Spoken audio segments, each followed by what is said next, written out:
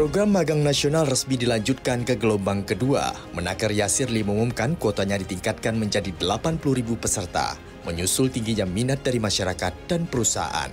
Pada gelombang pertama, pendaftaran sudah tembus 104.000 orang dengan 1.147 perusahaan terdaftar sebagai penyelenggara magang. Setiap peserta akan mendapat upah setara UMP selama 6 bulan.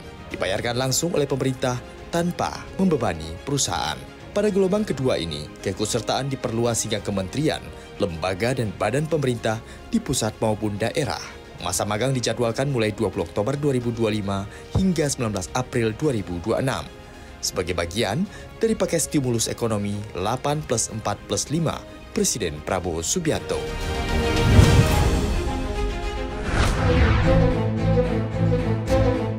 Menteri Keuangan Purbaya Yudi Sadewa membuka layanan WhatsApp untuk pengaduan langsung dari pengusaha.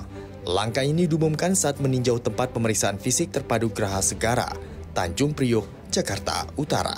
Purbaya menegaskan, layanan ini akan menjadi saluran komunikasi langsung ke dirinya agar laporan terkait biaya pelayanan dan logistik di pelabuhan bisa segera ditangani. Menurutnya selama ini laporan dari lapangan sering tidak jelas karena perlu dibuka jalur pelaporan yang langsung dan terpantau. Untuk pengaduan terkait bea cukai dan pajak, Purbaya menyebut akan ada 2 nomor WhatsApp khusus yang bisa diakses mulai 14 Oktober 2025. Layanan ini juga menjadi bagian dari janjinya saat dilantik untuk membuka ruang pelaporan publik terhadap dugaan pemerasan atau praktik penyimpangan di Kementerian Keuangan.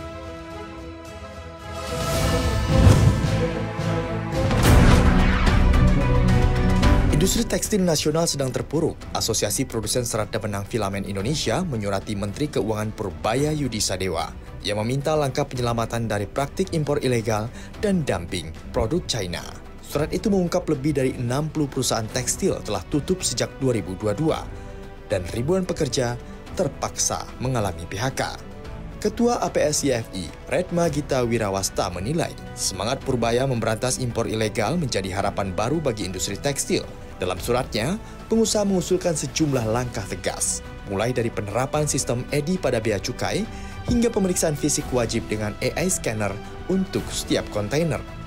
Mereka juga mendesak pemerintah menghapus fasilitas impor yang rentan disalahgunakan, lemahnya penegakan hukum, dan kerjasama oknum.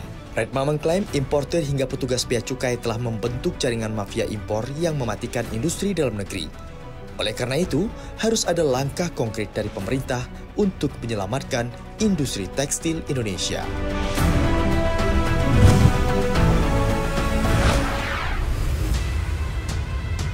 Menteri Pertanian Amran Sulaiman mengambil langkah tegas terhadap ribuan kios dan distributor pupuk yang terbukti melanggar harga eceran tertinggi. Sebanyak 2.039 izin usaha langsung dicabut setelah ditemukan kenaikan harga pupuk rata-rata 18 hingga 20% di berbagai daerah.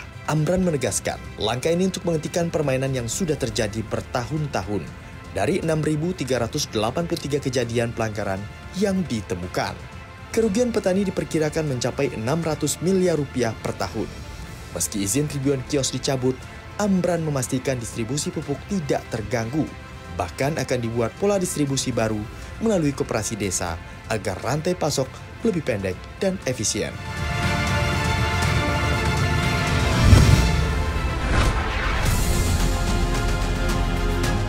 Ekspor China tercatat melebihi ekspektasi pasar, naik 8,3% secara tahunan pada September. Angka ini melampaui proyeksi 6% dan jauh lebih tinggi dari kenaikan 4,4% pada bulan Agustus. Administrasi Kepabeanan China melaporkan nilai ekspor mencapai level tertinggi dalam 7 bulan terakhir, yaitu sebesar 328,6 miliar dolar Amerika Serikat. Lonjakan ini terjadi meski perang tarif dagang Amerika Serikat masih berlanjut.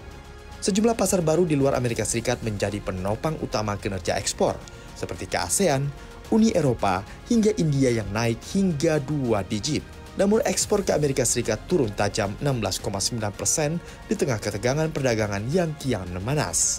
Presiden Donald Trump mengancam akan mengenakan tarif tambahan 100% untuk barang dari China, namun belum ada kesepakatan tarif yang tercapai.